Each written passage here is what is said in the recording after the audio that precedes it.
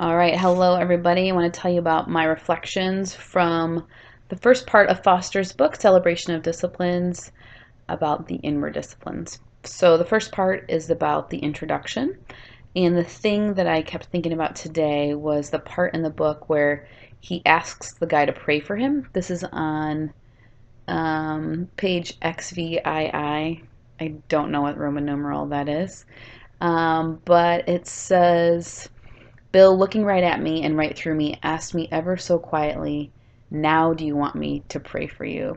And that is after Bill had gone on and confessed all of his sin to him, to Richard Foster. And then one of the things that he prayed for was that Richard Foster would have the hands of a writer. And obviously, he went on to write this classic.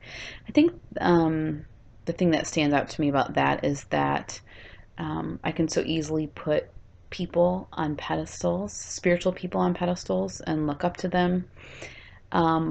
But to keep in mind just the fact that everybody is human and no one is perfect. And I loved this guy's perspective. It's kind of the same idea that Dan Allender talks about in a lot of his writings about being the chief of sinners and leading with a limp. It's that same idea of what Nouwen would call wounded healers, that we are all people that are pursuing Jesus, but we are all at the same time works in progress. And so I don't know. I'm trying to think about how do I do that? How do I model what this guy Bill did?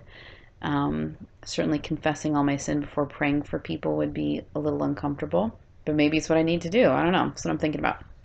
Um, Another thought that stood out is this is actually my thought from the whole section, but there's a quote here from the meditation chapter. It's just around the fact, and this is so utterly simple and something that I know, but I was reminded afresh of the fact that it is impossible to live a spiritual life in a fast manner.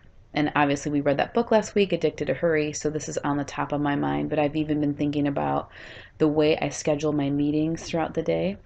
And when I do that with no margin and I just go from meeting to meeting to meeting to meeting, like by the end of the day, I feel like an awful person and I'm agitated. And it's because I've had no space to breathe. And it just reminded me that in order to truly live a spiritual life, we have to have space for our life to breathe. We have to have space for um, ourselves to be with God. And I've thought about seasons where I'm like trying to pray in the shower, and there's nothing wrong with praying in the shower, but if that's the only way I'm connecting with God is in those fast transition moments, I'm going to be in a desert season more often than not. So this is what Foster writes in 27. If we're constantly being swept off our feet with frantic activity, we will be unable to be attentive to the moment of inward silence. Um, and that's where we meet God, right? In his still small voice.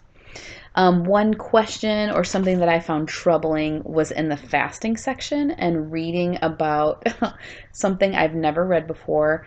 This is on the bottom of page 51. It's about the discipline of watching, and it's the idea of going without sleep for specific needs. I have never heard of that practice. I don't know anyone in my life that has specifically practiced that intentionally. I know about sleepless nights of my own, or being anxious, being waken up in the night, but intentionally going without sleep sounds awful. I did that once in college. I pulled an all-nighter and I said, I'll never do this again. It's not worth it. So that would take a lot for me. So I would love to hear from any of you guys. Have you done watching? Have you tried staying up all night? You're a more spiritual person than I am if you have. All right, thanks everybody. Great book.